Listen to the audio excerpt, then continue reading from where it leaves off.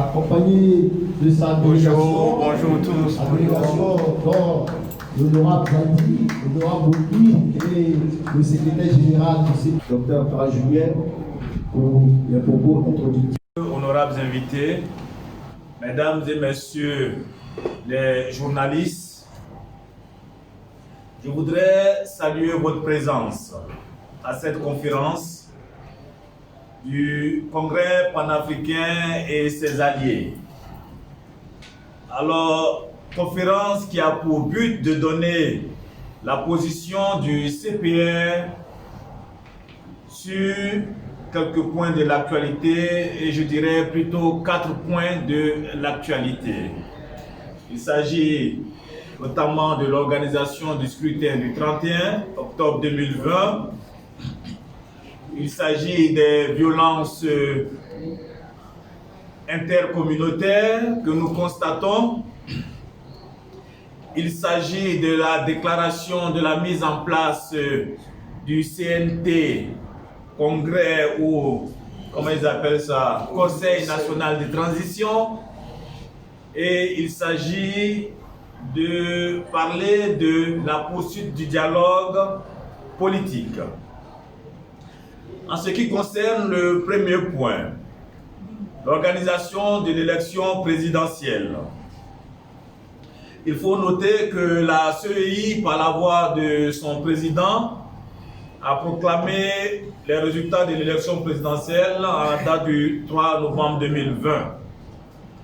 Les résultats pour cette élection donnent gagnant le président Alassane Ouattara avec un score de 94,27%, un taux de participation de 53,90% et un nombre de voix de 3 031 483 voix pour le président Ouattara sur, n'est-ce pas, un suffrage exprimé qui tourne autour de 3 215 909.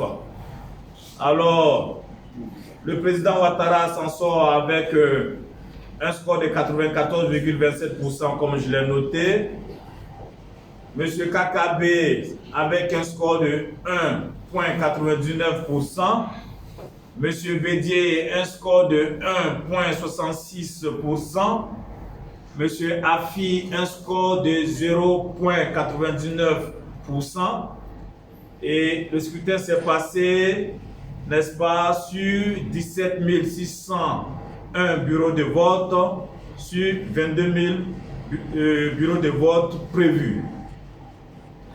Donc, ces résultats ont été confirmés par le Conseil constitutionnel à la date du 9 novembre 2020.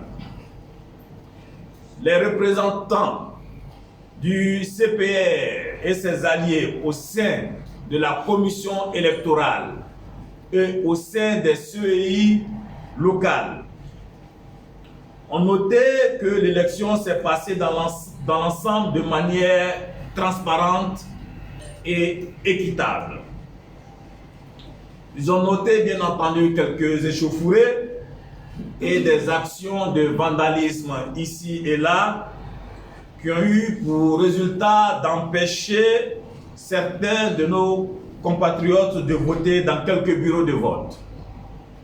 Mais ces actions n'affectent pas dans l'ensemble les résultats du scrutin. Le Congrès panafricain pour le renouveau, CPR, tient à féliciter M. Alassane Ouattara pour sa brillante élection à la tête de la Côte d'Ivoire. Le CPR félicite nos braves populations qui auront une fois encore consenti d'énormes sacrifices pour le triomphe de la démocratie et l'état de droit. Le CPR condamne les violences et les actes, bien entendu, de délinquance électorale qui ont émaillé le processus et qui ont été observés à la suite de l'appel à la désobéissance civile lancée par une frange de l'opposition.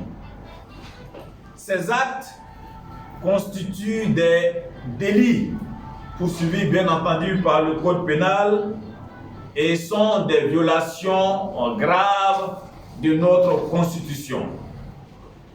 Le CPR désapprouve clairement l'appel à la désobéissance civile qui a eu pour conséquence les conflits intercommunautaires que nous avons observés, les entraves graves à la liberté de circulation des biens et des personnes, et malheureusement, il y a eu des pertes en vie humaine.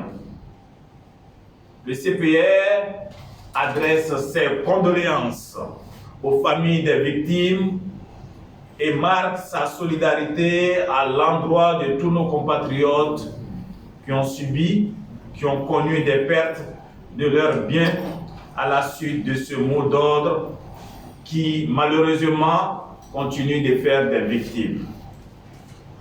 En ce qui concerne la déclaration de mise en place du CNT, le CPR note que c'est un acte illégal, que c'est un acte qui ne repose sur aucune disposition constitutionnelle, c'est un acte anticonstitutionnel, c'est un acte séditieux qui viole d'ailleurs l'article 59 de notre Constitution qui ne prévoit aucune situation de vacance de pouvoir. Le CPR condamne cet acte de sédition perpétré par une certaine frange de l'opposition ivoirienne.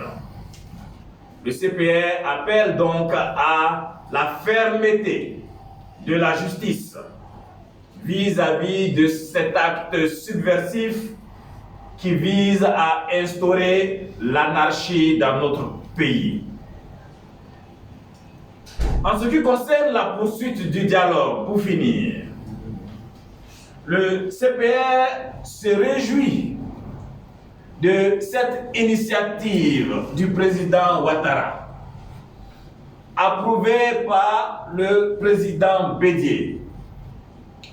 Le CPR espère que ce dialogue initié, sinon renoué, ouvrira la porte à un dialogue inclusif. Parce qu'il ne s'agit pas d'une affaire ou d'une mésentente uniquement entre deux personnes. La chose va plus loin que cela. Il s'agit donc d'ouvrir un dialogue franc, un dialogue sincère, un dialogue rationnel surtout, n'est-ce pas, qui inclut toutes les entités qui, n'est-ce pas, apportent leur concours pour faire évoluer la démocratie dans notre pays. Le CPR encourage donc le président de la République à poursuivre le dialogue avec toutes les forces vives de la nation pour trouver une solution négociée et durable à la crise politique que nous vivons.